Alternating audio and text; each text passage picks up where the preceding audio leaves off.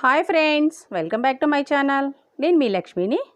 ఈరోజు నేను చెకోడీలు ఎలా తయారు చేయాలో చూపిస్తాను. మన ఛానల్ని మీరు ఫస్ట్ టైం చూస్తున్నట్లయితే లైక్ చేయండి, షేర్ చేయండి, సబ్స్క్రైబ్ చేయండి. పక్కనే ఉన్న బెల్ ఐకాన్ని ప్రెస్ చేయండి. బెల్ ఐకాన్ని ప్రెస్ చేయడం వల్ల నేను ఏ వీడియో అప్లోడ్ చేసినా ముందుగా మీకు నోటిఫికేషన్ వస్తుంది. ఇప్పుడు ఎలా చేయాలో చూద్దాము. ఇప్పుడు పెసరపప్పు 2-3 స్పూన్స్ పెసరపప్పులో కొంచెం మజ్జిగ యాడ్ చేసుకొని ఒక హాఫ్ అన్ అవర్ వరకు దాన్ని నానబెట్టుకుందాం. ఇప్పుడు స్టవ్ మీద ఒక కళాయి పెట్టుకొని అందులో 1 కప్పు వాటర్ యాడ్ చేసుకుందాం. రుచికి సరిపడా సాల్ట్, హాఫ్ స్పూను కారం, కొంచెం బేకింగ్ సోడా వేసుకొని వీటన్నిటిని బాగా కలుపుకోవాలి.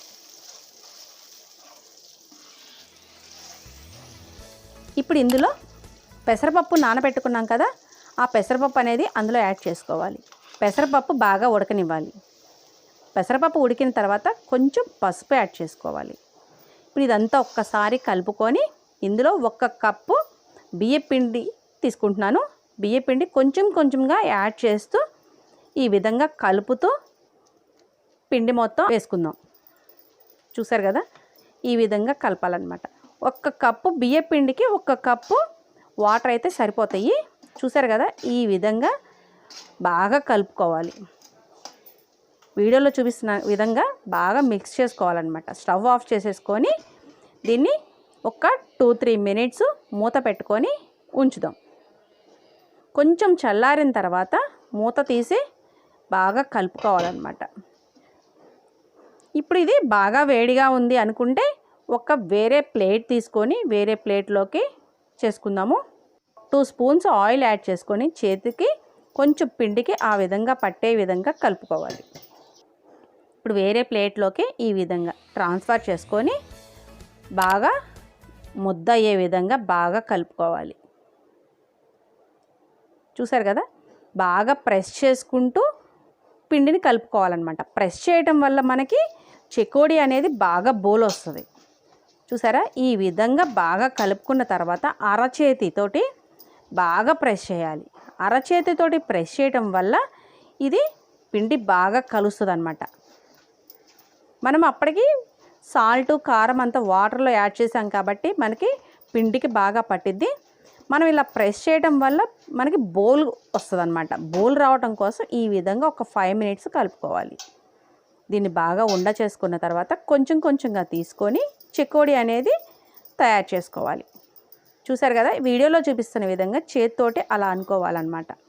అనుకొని మనకి ఏ సైజు చెకోడీలు కావాలి అని అంటే ఆ సైజు ఈ విధంగా పిండి మొత్తాన్ని చేసుకుందాం.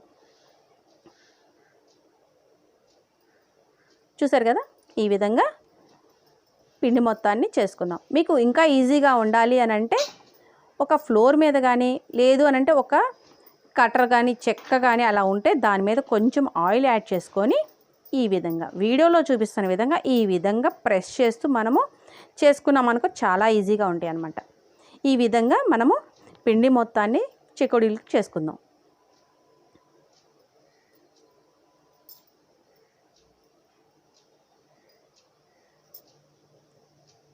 చూసారు కదా, ఈ విధంగా అడ్జస్ట్ చేసుకుంటూ నీట్గా చేసుకోవాలన్నమాట. ఇప్పుడు డీప్ ఫ్రైకి సరిపడా ఆయిల్ పెట్టాను. ఇది ఆయిల్ కూడా హీట్ ఎక్కింది. ఇందులో మనము ఒక్కొక్కటిగా వేసుకుందాం. మీడియం ఫ్లేమ్లో పెట్టుకొని ఈ విధంగా ఒక్కొక్కటి ఇందులో యాడ్ చేసుకుంటూ ఫ్రై చేయాలన్నమాట.